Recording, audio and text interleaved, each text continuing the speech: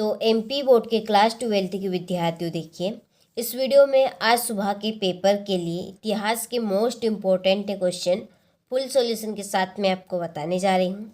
देखिए इस वीडियो में आप जितने भी प्रश्न देखेंगे वो आपके हिंदी मीडियम और प्लस इंग्लिश मीडियम दोनों के लिए रहेंगे फुल सॉल्यूशन के साथ में, और काफ़ी इम्पोर्टेंट रहने वाले हैं आज सुबह के पेपर के लिए। तो जितने भी प्रश्न आप इसमें देखने वाले हैं सारे प्रश्न महत्वपूर्ण रहेंगे। तो चलिए वीडियो को बिना देरी किए शुरू करते हैं और सारे ही प्रश्नों को फुल सॉल्यूशन के साथ में आज सुबह के पेपर के लिए समझ लेते हैं। ठीक है, तो देखिए पहले प्रश्न में है सही विकल्प चुनिए। तो पहला प्रश्न है सही विकल्प का कि हड़प्पाई मोहरे किस वस्तु की बनी हुई थी। तो हड़प्पाई मोहरे आपकी बनी हुई थी सेलखड़ी वस्तु की। ठीक है, दूसरा है कि महाभारत में श्लोकों की संख्या है। ठीक है, महाभारत में श्लोकों की संख्या कितनी है? 1,00,000। कितनी है? 1,00,000। तीसरा है जहाँ बुद्ध ने निर्वाण प्राप्त किया था वो क्या था? कुशीनगर था। कौन सा नगर था वो? कुशीनगर। चौथा है हिटला यात्री कहाँ गया था? तो हिटला यात्री आपका इबन बतूता गया था। पांचवा है राजमहल पहाड़ियों के लोगों की आजीविका निर्भर थी। किसके ऊपर? जंगल के ऊपर। ठीक है, राजमहल पहाड़ियों के लोगों की आजीविका किसके, उनका जो जीवन था वो किसके ऊपर निर्भर था? तो वो जंगलों पर ही निर्भर था। छठा है गांधी जी ने असहयोग आंदोलन वापस लिया। तो गांधी जी ने असहयोग आंदोलन वापस लिया था 12 फरवरी 1922 को। ठीक है, चलिए इसके बाद में ये आपके इंग्लिश मीडियम वालों के लिए यहाँ से आप स्क्रीनशॉट ले लीजिए अच्छे से। चलिए इसके बाद बाकी के प्रश्नों को आप यहाँ से ले और कंप्लीट करें।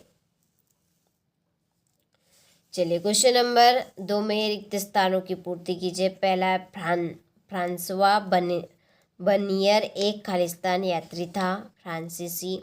दूसरा है आरंभिक भारत का सबसे प्रसिद्ध विधि खालिस्तान ग्रंथ है मनुस्मृति। जैन धर्म में खालिस्तान तीर्थकर हुए 24। गुजरात में समृद्ध किसान के पास खालिस्तान एकड़ भूमि होती थी 8 या उससे अधिक। ठीक है, और पांचवा है अमेरिकी गृह युद्ध ने भारत के खालिस्तान व्यापार को अत्यधिक बढ़ावा दिया, कपास। और छठा है मुगल साम्राज्य की अर्थव्यवस्था का मुख्य स्रोत खालिस्तान था, कृषि और व्यापार। ठीक है, चलिए इसके बाद यहाँ से आप इंग्लिश मीडियम वाले स्क्रीनशॉट ले और कंप्लीट करें अच्छे से। चलिए बाकी के प्रश्नों का आप यहाँ से ले। इसके बाद में सही जोड़ी मिलाइए। पहली जोड़ी है हर्षचरित की जोड़ी है बाणभट्ट। रैयत वाणी विद्रोह की जोड़ी है आपकी ये यहाँ पर है ये। ठीक है, 1792। ये मिसप्रिंट है आपका थोड़ा। ठीक है, मिसप्रिंट हो जाता है कभी कभी। शेख निजामुद्दीन ओलिया। ठीक है, ओलिया इसकी जोड़ी है आपकी दिल्ली। मार्को पोलो की जोड़ी रहेगी 1271 से 1295। भारत छोड़ो आंदोलन 1942 और पूना समझौता ये आपका 1932 से। ठीक है, चलिए यहाँ से आप इंग्लिश मीडियम वाले स्क्रीनशॉट लें। चलिए इसके बाद में एक वाक्य में उत्तर दीजिए। पहला है कि भारत के विभाजन के समय जम्मू कश्मीर के शासक कौन थे? महाराजा हरि सिंह। दूसरा है सुदर्शन झील का जीर्णोद्धार किसने करवाया था?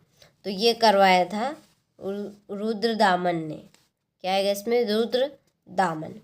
तीसरा है अल बिरूनी किन भाषाओं का जानकार था? फारसी, संस्कृत, सीरियाई।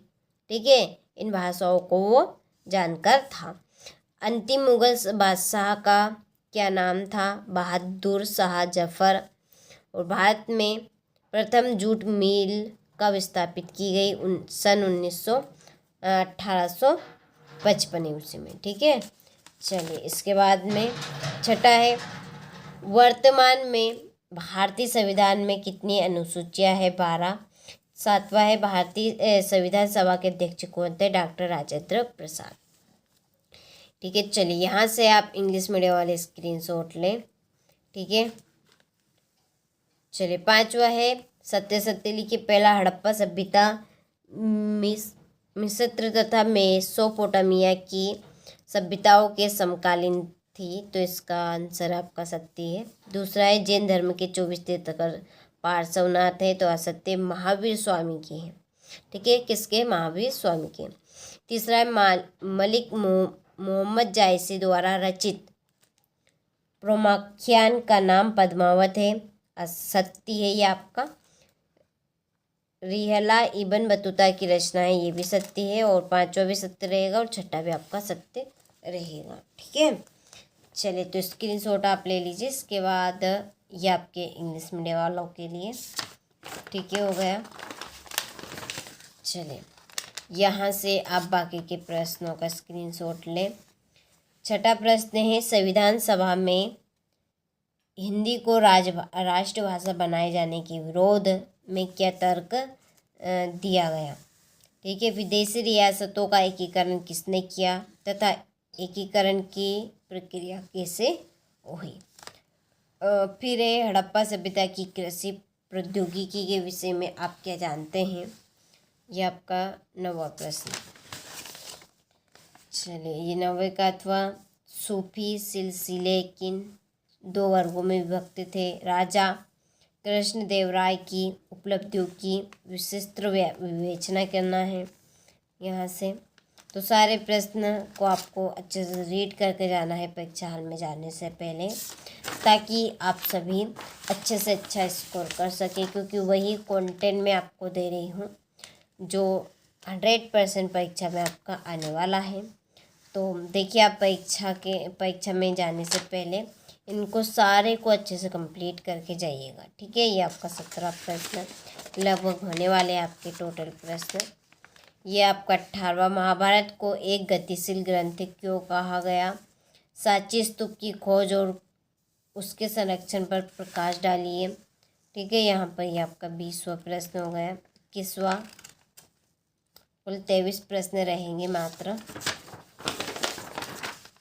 चलिए यहाँ से देखिए, भारतीय स्वतंत्रता अधिनियम की प्रमुख धारणाएं क्या थी? स्पष्ट करना है। भारत के मानचित्र पर बौद्ध स्थलों लुम्बिनी, बोधगया, सारनाथ, सांची और अमरावती को अंकित कीजिए। ठीक है, इनको मानचित्र में दर्शाना है, और ये आपका इसका अथवा। चलिए, तो अच्छे से आप कंप्लीट करें सारे प्रश्नों को, और परीक्षा में जाने से पहले एक बार इस क्लास को ज़रूर अटेंड करके जाइएगा।